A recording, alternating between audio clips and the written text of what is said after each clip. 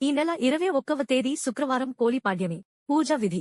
సూర్యోదయానికి ముందు స్నానమాచరించి గోత్రనామాలు చెప్పుకుని అరటి దొప్పల్లో మీ కుటుంబ సభ్యులకు ఒక్కొక్కరికి 2 దీపాల చొప్పున వెలిగించుకుని ఆ డొప్పలు పూలతో పసుపు కుంకుమతో అలంకరించి నదులు, నీటి కొలనులు, చెరువులు లేదా ఇంట్లో తులసి దగ్గర టబ్లో నీటిలో వదలాలి.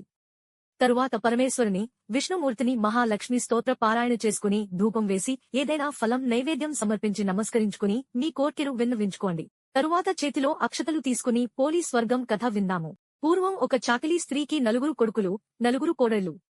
ఆమె కార్తీక మాసమంతా ప్రతిరోజూ తన 3 పెద్ద కోడళ్లతో కలిసి నదీ స్నానమాచరించి అక్కడే దీపం వెలిగించి వస్తుండేది. ఇంటి పని మొత్తం చిన్న కోడలైన పోలిని చేయమనేవారు. పోలి తనను కూడా దీపారాధనకు తీసుకువెళ్లమని అడిగినా వారు తీసుకువెళ్లేవారు కాదు.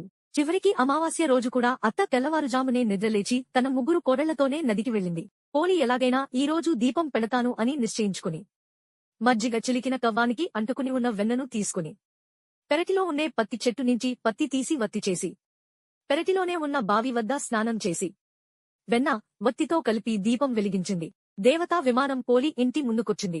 దేవతలు పోలిని ఆ విమానంలోకి ఆహ్వానించి లోపల కూర్చోపెట్టుకున్నారు. ఇంతలో అక్కడకు వచ్చిన అత్త విమానం తమ కోసమే వచ్చిందని అనుకుంది.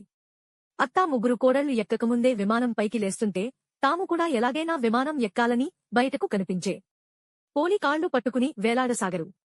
కాని దేవతలు ఆ విమానం విష్ణుమూర్తి పోలి భక్తితో చేసిన ఒక్కరోజు దీపారాధనకు మెచ్చి పంపించాడని, మీ కోసం కాదని చెప్పి అత్త 3 కోడళ్లను కిందికి తోసివేశారు.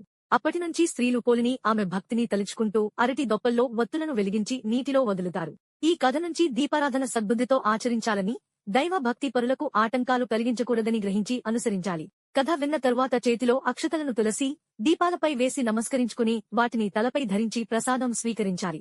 శుభం. కృష్ణ సాయి స్పిరిచువల్ ఛానల్ను సబ్స్క్రైబ్ చేయండి.